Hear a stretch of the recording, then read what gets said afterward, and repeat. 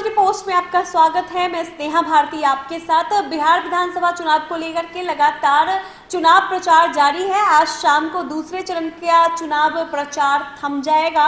आपको बता दें कि आज प्रेस कॉन्फ्रेंस कर चिराग पासवान ने नीतीश कुमार पर हमला बोला है। साथ ही आज चिराग पासवान ने ये बातें भी कही है कि नीतीश कुमार जिस तरह से व्यक्तिगत टिप्पणियां करते हैं उनके खिलाफ चुनाव आयोग को वो शिकायत करेंगे। तो चिराग पासवान के इस बयान पर मनोज तिवारी जो कि बीजेपी के सांसद है, उन्होंने प्रहार किया है, पलटवार किया है। मनोज तिवारी क्या कुछ कह रहे हैं, पहले सुनिए। सवाल वो लोग भी पूछते हैं जिनका शिक्षा और रोजगार से कोई लेना देना नहीं है। सवाल वो लोग भी पूछते हैं जिनका पूरा परिवार ही बिहार को एक भयानक दुखद स्थिति में छोड़ दिया। सवाल वो भी पूछते हैं जो 18 महीने 2 साल डिप्टी सीएम थे लेकिन उनके अकाउंट में बताने को कुछ भी नहीं। तो कुल मिला करके अब ये सारा फ्रस्ट्रेशन है, सवाल उठाने से नहीं होता है, सवालों का निदान निकालने से काम होता है। अभी आज के दिन में युवा ये सोच रहा है कि बिहार यहाँ से आगे बढ़े।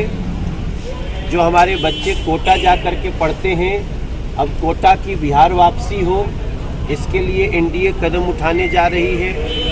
अब जो जैसे यहाँ से आईएएस, आईपीएस, यूपीएससी की तैयारी के लिए बच्चे दिल्ली में जाते हैं, मुखर्जी नगर 2 बनना चाहिए पटना में, ये सब सोच के साथ एनडीए आगे बढ़ रही है।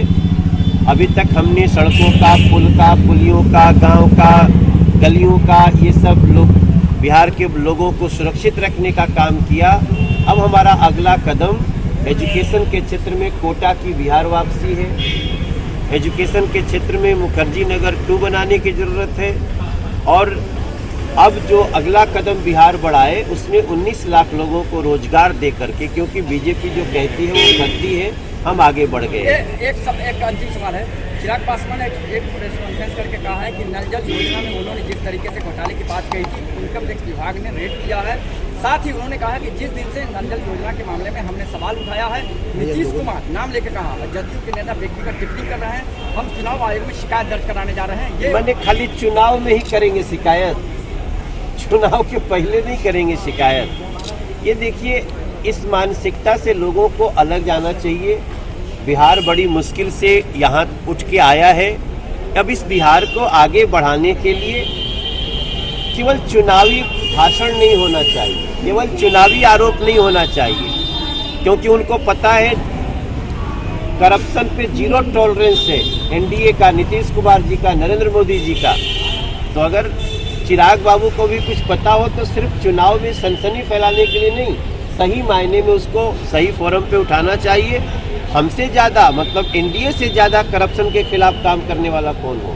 एक अंतिम सवाल है। उन्होंने ये भी कहा आज कि आप क्राइम, करप्शन और गवर्नेंस की बात करते हैं, लेकिन जिस तरीके से माता दुर्गा के अंध भक्तों पर लाठियां चलाई गई, वो क्या 0 टॉलरेंस है? आप देखिए, अगर वो मुंगेर की घटना हुई उसमें हम भी उसकी निंदा कर रहे हैं और हमने पनिश भी किया है लोगों को।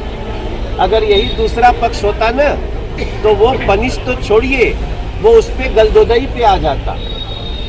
ये एनडीए है जो उस घटना की निंदा कर रहा है, उसमें जांच शुरू हो गई है। तो सुना आपने, मनोज तिवारी ने कहा है कि केवल चुनाव के समय ही शिकायत करेंगे, पहले नहीं करेंगे शिकायत। साथ ही उन्होंने यह भी कहा है कि इस मानसिकता से लोगों को अलग जाने की जरूरत है, तभी बिहार का विकास होगा।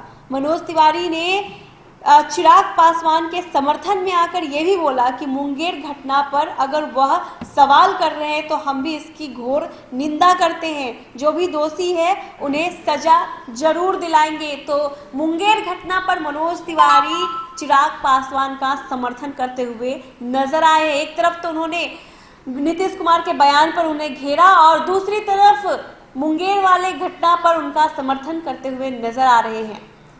तो चिराग पासवान जिस तरह से कहते हुए नजर आ रहे हैं कि बीजेपी और एलजेपी मिलकर सरकार बनाएगी, ये काफी दिलचस्प हो रहा है। एक तरफ बीजेपी के नेता चिराग पासवान का समर्थन भी करते हैं तो दूसरी तरफ उनका जो है वो विरोध भी करते हैं। ये देखना काफी दिलचस्प होगा कि आखिरकार 10 तारीख को जनता क्या डिसीजन लेती है। अगर आपको हमारी ये खबर अच्छी लगी हो तो हमारे चैनल को लाइक सब्सक्राइब करना ना भूलिए। धन्यवाद।